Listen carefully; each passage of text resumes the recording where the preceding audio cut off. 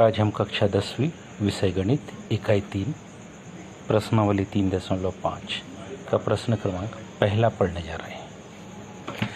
निम्नरेखित समीकरण युग्मों में से किसका एक अद्वितीय हल है, किसका कोई हल नहीं या किसके अपरिमित रूप से अनेक हल है। अद्वितीय हल की स्थिति में उसे वज्रगुणन विधि से ज्ञात करना है। समीकरण है 2x + y = 5 तथा 3x + 2y = 8। इसका हल देखेंगे। सबसे पहले हम देखें कि इसके हल कैसे निकल रहे हैं। दिए गए समीकरण को हम 2x धन y बराबरी से 5 है, हम इसको लिखे -5 बराबरी से 0। इसकी हम तुलना करते हैं किससे, a1x + b1y धन c1 बराबरी से 0। इससे हम इसकी तुलना करेंगे। जब हम तुलना करते हैं तो हमको इनके मान मिलेंगे। क्रमशः देखिए, a1 का मान हमको मिला 2, b1y यहाँ y के आगे कुछ नहीं मतलब 1,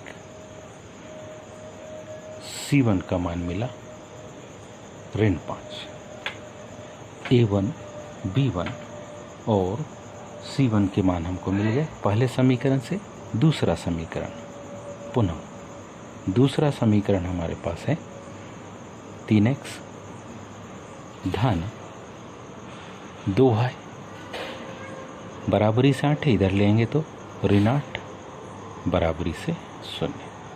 इसकी तुलना हम करेंगे a2x + b2y + c2 बराबरी से 0। इससे हम इसकी तुलना करेंगे। तुलना करने पर इसमें भी हमको मान मिलेगा, इसमें भी हमको मान मिलेगा। देखिए, a2 का मान मिला 3, b2 का मान मिला 2 और c2 का मान मिला ऋण8। अब हम सबसे पहले a1 और a2 का रेशो निकालेंगे। a1/a2 का मान कितना है? a1 मतलब 2, a2 मतलब 3, तो ये मान आया 2/3। दूसरा b1 और b2 का रेशो, ये हमारे पास आएगा b1/b2, इसका रेशो आएगा 1/2। तीसरा निकालेंगे हम c1/c2 का रेशो, -5/8। ऋण से ऋण कट जाता तो इसको हम 5/8 लिख सकते हैं। ध्यान से देखिए तो इनमें से कोई भी किसी के बराबर नहीं है। हम लिखते हैं क्योंकि 2/3 1/2 के बराबर नहीं है। जब बराबर नहीं है तो केवल 2 ही पद लिखेंगे हम। a1/a2 is not equal to b1/b2। जब ये कंडीशन आती है तब हम कहते हैं समीकरण निकाल। क्या लिखा था? रैखिक समीकरणों में से किसका अद्वितीय हल है। तो हम कहेंगे अतः यहाँ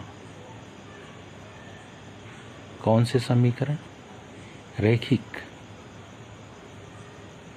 समीकरण युग्मों का कैसा अद्वितीय हल होगा। रैखिक समीकरण युग्मों का अद्वितीय हल होगा, यानी दोनों रेखाएं एक दूसरे को किसी एक बिंदु पर प्रतिच्छेद करेगी।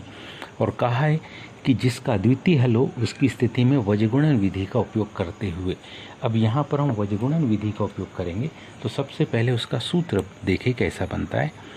वज्रगुणन विधि का सूत्र,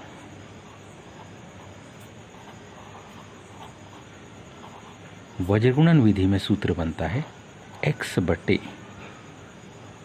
याद रखने के दृष्टिकोण से हम इसको ऐसा लिख सकते हैं क्या, BC माइनस BC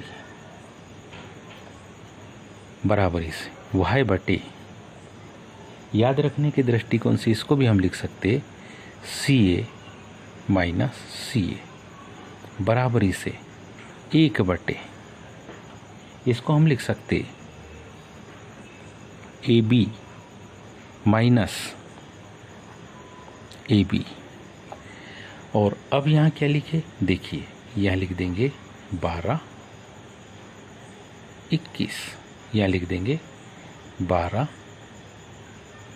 21, यहाँ लिख देंगे 12 और यहाँ लिख देंगे 21। सूत्र कंप्लीट हो गया। तो अब देखिए x बटे कौन सा मान, B1 C2, B1 हमारे पास है, B1 का मान है 1, C2 का मान है ऋणाठ 1 गुणित ऋणाठ, माइनस का साइन है, B2 C1, B2 है 2 और C1 का मान है ऋण 5, B2 है 2 और C2 का मान है ऋण 5 बराबरी से y बटे C1 A2, C1 का मान है ऋण 5 और A2 का मान है 2 ऋण, फिर है C2 A1, C2 का मान हमारे पास है ऋण 8, A2 का मान है 2, ऋण 8 गुणित 2 बराबरी से 1 बटे, 1 के बटे में है A1 B2, A1 है 2, B2 है 2, मतलब 2 गुणित 2, ऋण A2 B1, A2 3, B1 1।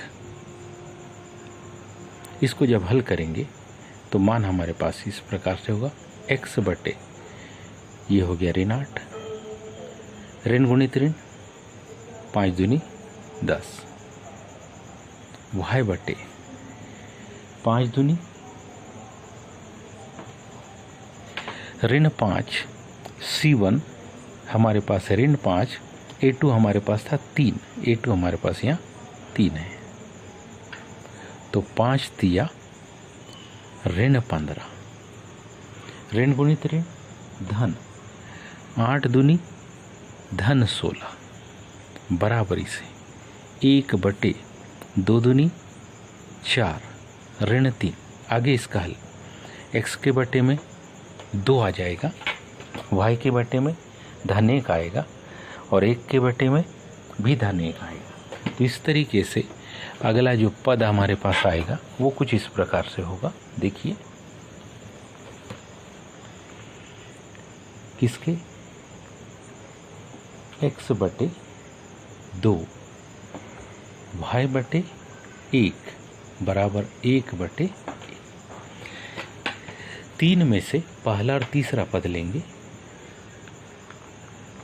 x बटे 2 बराबरी से 1 बटे 1, तिर्या गुणा करेंगे तो आपको किसकी वैल्यू, x की वैल्यू मिल जाएगी।